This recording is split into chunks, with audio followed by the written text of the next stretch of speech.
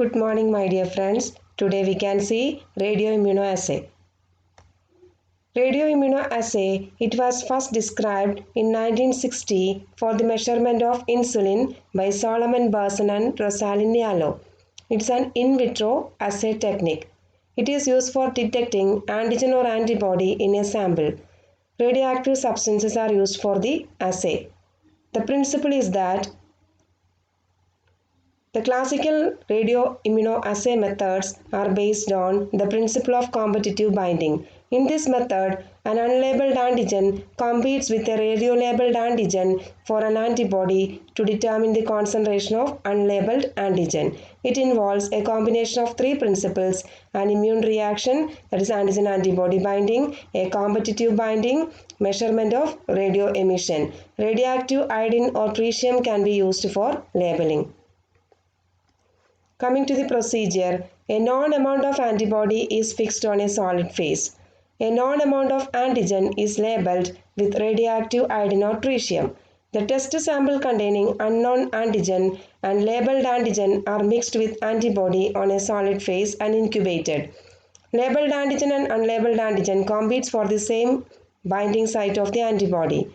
If greater the test antigen, less labeled antigen binds to the antibody. Antigen-antibody complexes are then separated. Different methods are available to separate the bound and free radiolabeled antigens. Most frequently used method is double antibody technique, which is combined with polyethylene. The radioactivity of bound or free fraction is computed in a gamma counter or a scintillation counter.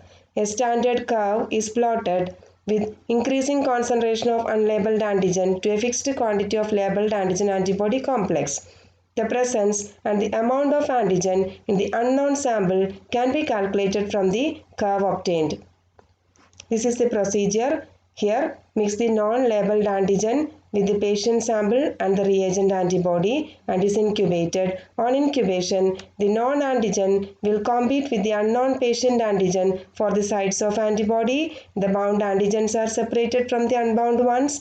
Radioactivity is measured. Standard curve is plotted, and from the curve, we get the concentration of unknown analyte or unknown antigen. This is the standard curve, and from this curve we will get the concentration of unknown sample.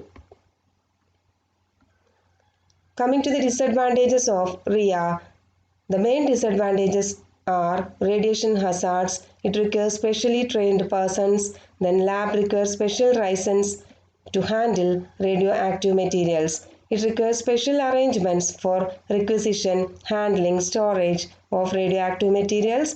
Then the main problem is radioactive waste disposal.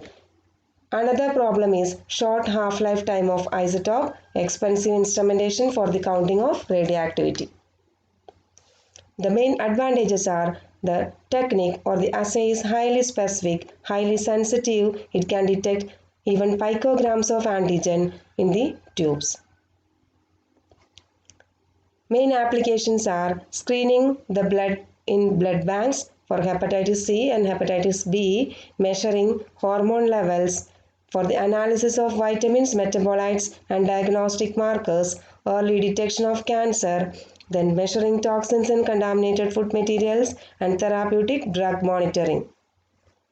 Other applications are for detecting sexually transmitted diseases, for measuring rheumatoid factors and other autoantibodies in autoimmune diseases, for detecting illicit drugs such as cocaine or drug poisoning.